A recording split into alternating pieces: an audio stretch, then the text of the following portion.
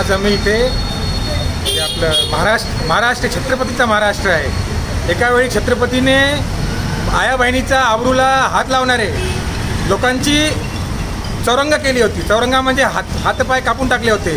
आणि आज हा असा महाराष्ट्र आहे, अशी सरकार आहे की आपल्या आई बहिणीची रक्षा करू शकत नाही, त्यांची रक्षा करू शकत नाही। आणि त्याच्या विरोधात आम्ही इथे हा छोटासा विरोध मोर्चा काढला आहे। अतिशय बदलापूरची जी अतिशय निंदनीय घटना झालेली आहे, त्या घटनेचा निषेध करावा तितका कमीच आहे। परंतु असं नाही आहे की फक्त हे बदलापूरमध्ये घडत आहे, हे संपूर्ण महाराष्ट्रामध्ये घडत आहे। संपूर्ण महाराष्ट्रामध्ये मुली महिला ह्या असुरक्षित आहेत आणि जे सत्तेमधील सरकार आहे, गृहमंत्री आहे, त्यांना याचं काहीही पडलेलं नाही आहे। त्यांना त्यांचं फक्त सत्तांतर कसं करायचं, सत्ता कशी मिळवायची यातच ते मशगूल आहेत। गृहमंत्री देवेंद्र फडणवीस आणि मुख्यमंत्री एकनाथ शिंदे हे सपशेल अपयशी ठरलेले आहेत महिला सुरक्षिततेच्या बाबतीत। आणि हे सरकार अशा दुर्दैवी घटनांच्या निषेधाबाबत आम्हाला बोलूही देत नाही आहे। आमच्या आंदोलनं दडपून टाकतायत, कोर्टात जात आहेत आणि त्याचा निषेध म्हणून आणि त्या बदलापूरमधील घटनेचा निषेध म्हणून आम्ही आज हे एक प्रकारचं मूक आंदोलन केलेलं आहे। एवढंच बोलते आणि सरकारला एक आवाहन करते की आता तरी जागे व्हा आणि महिला सुरक्षिततेच्या बाबतीत काहीतरी पावलं उचला।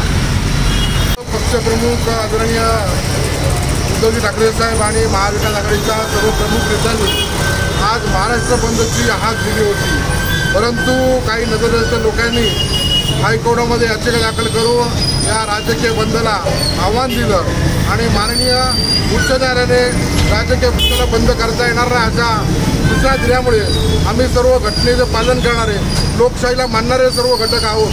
त्या अनुषंगाने मान्य पक्षप्रमुखांनी आणि महाविकास आघाडीतील सर्व प्रमुख नेत्यांनी आजच्या बंदचं आव्हान मागे घेतलं।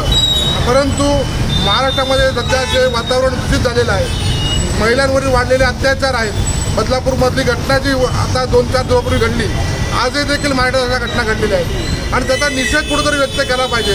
घटनेने आम्हाला अधिकार दिलेला आहे की या लोकशाही मार्गाने आपण त्याचा निषेध केला पाहिजे। म्हणून आज संपूर्ण महाराष्ट्रामध्ये बंद मागे घेत असताना सर्व महाविकास आघाडीचे कार्यकर्ते चौकामध्ये एकत्र येऊन या बदलापूरच्या घटनेचा व हे झोपे गेलेलं सरकार आहे त्याला जागे करण्याचा प्रयत्न या निषेध मोर्चाच्या आंदोलनाच्या माध्यमातून आम्ही सर्व कार्यकर्ते करत आहोत। आणि लोकशाही अबाधित राहावी, घटनात्मक काही जे निर्बंध आहेत ते राजकीयदृष्ट्या प्रेरित न घेऊन आता बघा कालचा निर्णय आपण मी मान्य उच्च न्यायालयाचा आम्ही सन्मान करतो, परंतु काल जेवढ्या तत्परतेने एखाद्या याचिकेवर निर्णय घेतला असे अनेक प्रलंबित खटले मग फास्ट ट्रॅक कोर्टातले असतील, महिलांवरचे अत्याचाराचे प्रश्न असतील, ते देखील माननीय उच्च न्यायालयाने जलदगतीने सोडून त्या पीडितांना न्याय दिला पाहिजे।